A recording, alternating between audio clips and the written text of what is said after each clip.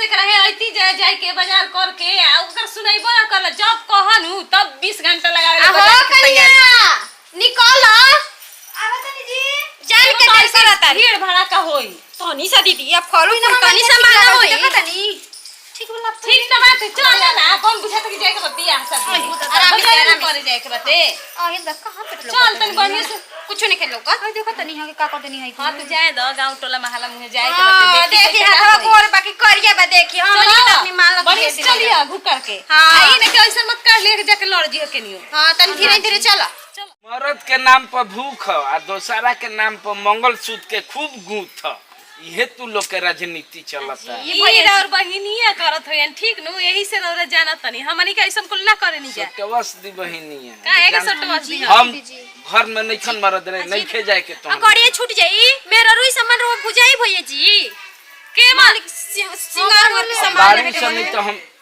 ई जानत ताड़ी की जोन ई ना जानत पैसा देता तनी पैसा दी सही कुल ही मंगवा देता दी सही तो ना ना तोहनी के गइला के लगावे से लेके आ कबारे वाला तक मंगा देता कहां बा छोटुआ तना सुधरन कम ना सुधरियन होई बुढ़ा जीवन तब इनकर भाषा ना कब चेंज छोटुआ टेम्पो चल जाई चली सार भर दिन यार लेखा सुतर रहता रखा सरवा तोहे ना गई रहत रे सब भाई जुट जाई जा कोई रो निहा के अभी कनी नेहा धोआ के अभी अस्थिर होते नहीं तो ले हां त पहिन ले कपड़ा नु जाके बाजार ले कुल सामान लेके आओ ई का कहत ली जी बुझाई इनकरा का जाता जल्दी हो सके घर के ढुकल अंदर आ नहीं त तना मारी मारब की बन जेबू लल सिरावा बंदर माने ई टोला महाना का तू ये धर बनी जा हम अभी बधारी ले के नेहा धोत बनी गुबु का दो होला होता महला घरवा के तो में ए जी बोलबे छरबीना वाला लेखा भिनी भिनी एको चीज छूटे के ना चाहिए जाता नहीं तो हमरा के लिए के चली रोड ना बुझाई का लेवे के बटे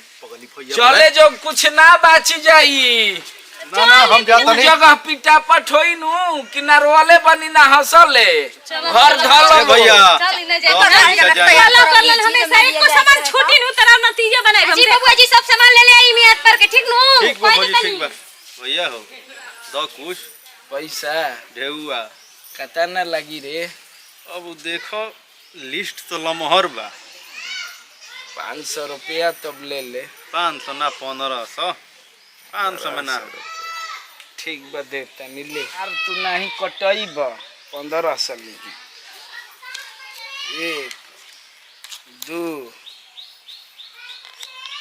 3 रुक मिलावे दे सही तू से बेसी रही तो माने हम मेथी को जेम सही के ह 500 के ह दूगो बेसी चली गइला के माने कि 1.5 बोतल खून जरी बौसीर ढीला हो जाई ले 1500 बा अगर 1 रुपया बाच गइला ना ले आइला तो मुंह के तार भकंदर बना दे चिंता जन करे में से 1 रुपया ना बाची चलो का जानी काहे खाती हमरा के तैयार करवई नहीं जब रवा ना लिया के जाए के रहबे तो जब जा नहीं करे जुगाड़ नहीं खे भैया जैसे ना लड़ पाई तो हमरा काहे तैयार करो नहीं बताई ना तो हम के जंत्रन रे कि ना जाई दी हां काहे अपने मर्द के बारे में नहीं जाना त किरान मर्द कैसे हां बाजारिया में ले लेके अतना आदमी में उड़हरुआ भइल बाटे रखुआ चलतटे जेके मन करता ओकर हम रख लेतटे लेकिन भैया जी के आदत ठीक नहीं खे अतना आदमी रहते के लुगा साड़ी पहनलस अरे वो ना बोले नहीं हो फायदा उठावे नहीं भैया जी कह दे त हम तो पहनबे कनिए तोनी के संगे संगे बताओ सन हमर का शौक रह लगे हम ना जाई वो के हमरा के सामान मोल ना लावे देनी है ना जाए अबे इतना ना गुस्सा में हो जिए ना कि बोले के कुछ और तो बोल दिया कुछ और हमरा सामान ना लिया के आइम नुहा के मोय तब वो के करम बाकी ना छोड़म देख लेम रहू हां तो जाके बड़ी नोच घलिया सन हम तो पिट पिटाई पे एकदम मरीचा लेखा साल भर के 30 बार बटे तो आदमी तने से पहनी ओड़ी ना तन इया के एकदम मन बढ़ा के रखले रहतनी बोले रहती तो वहां के जाए ना देले रहती हमनी के काहे ना बोललू तू तो वही जे रहलू हा काहे ना बोललू रवा में हराई तो हम जाके बोली तोरा से त के बोली रे तोरे जैसन मेहरारू उनकरा के चाहत रह तू ही सोच सही बात भैया जी के आदत खराब बाटे और हम तो हमहु कहम हमनी के मरद नहीं खर हमनी के मरद बाइक पे बैठा बैठा के लेके चल जा बस करसन चुप करसन चलसन हो चलो कनी मंगाई काम मुहे लगा जानते बाड़ू ये हमर मेहरारू के बड़ी साहब करा पर शासन चलावेलन अपने त भेज देलन हमरा के लो लोग को करतैसन अगर एको सामान बढ़िया ना इनु त मैं नतीजा दोनों मिलके हमार करी हसन सोचले रहनी है कि जाइम बाजार है त पैसा रखले रहनी है जवान दुगोरी मंगलसूत्र में मोतिया डलवा देती तो बढ़िया लागित अरे साल भर पे एगो तीजी के आदमी बनावेला गहना गुड़िया पहनेला तौनो ई बीच में अड़चन लगा देलहन ओहनी के तो लगैबे कैल हन, संगे संगे हमरो के लगा दिल हन अड़चन। अब तो बेटा में गइल बनन 1 घंटा ले बेसी हो गइल, अभी तक से अइलन ना। उनकर चिंता बाटे कि भूखल बैसन घर में पूजा पाठ करियो सन, सामानवा लेके जाई कि का करी। छोटकी ए छोटकी इहो सुतल भी आराम से पलंग तुड़तिया, ई ना कि देखेला फोन उन करेला कि कहाँ बनन कहवा ना। का रे सुनाता ये भैया घर में ना एकदम हमार कपार दर्द हो जाला। सुबेरे से उठ के अंदीना में तो भूख ही के बाटे, परबो तीज के दिन वो ऐसे ही भूख ही के बाटे हमेशा। कब ना सुनिए सन, एक बोली पतन चिल्ला द कि सुन जसन ना सुनिए सन की छोटा की काजी अरे दादा वो का सुनात नहीं थे रे, कबे से चिल्लाता नीनू।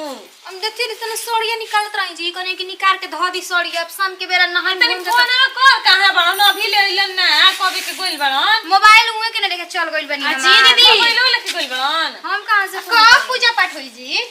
आजी धीरे धीरे बोली जा, प्यास लग जाई। हमरा कबे से प्यास लागल बाटे, दूसरे लगी जान निकलल जाता पैरा। अभी ले आइबे ना कलन त कहां ले पूजा पाठ करबू? ओई गाड़ी के बाजारे गोइल गेल, अभी तक से अइलन ना। और वो बड़ा बढ़िया आदमी के भेजले बनी, ऐसे सामानो आ जाई। हम भेजनी हां काहे ना हम भैया के भेज देनी जी। रौरो कबेले कहले बनी जा जोरी खिस में हम कह देनी, लेकिन यहाँ के का करस? आ ओ कनिया कब आई तो कब भगवान के पूजा पाठ कइल जाई। ओ पंडित जी भइल बड़ा जाय द कोई दिनु आजी देखी हट मारेंगे फाड़ेंगे। आई हो कोरा भाई मैं नाश कइलन बेटा हुआ जा। अरे ई का जीव आई हो मैं, अरे देख ले उल्टी करहिन की का करहिन देख पे देख ली रौआ, देखली नु देखली। आहो भैया भैया कहाँ बड़े हो भौजी? भैया हाँ का हो गइल? अरे वो सामान जी सामान ले आई तो हो दे गाय के मुंह पे के आवतनी ओनिया ले। हां हमारा आज नजर सब से अपना दूर आ भगवान जाओ। की पूजा करतटे नहीं। इनका ना हम अच्छा कदे नहीं आज तो रवा को हम रुक जाए बताई रुक जी जाए हां। हटाइबू कि ना? अरे पैसा ना का कहनी जी सामानवा आ सामान झोरा में होई।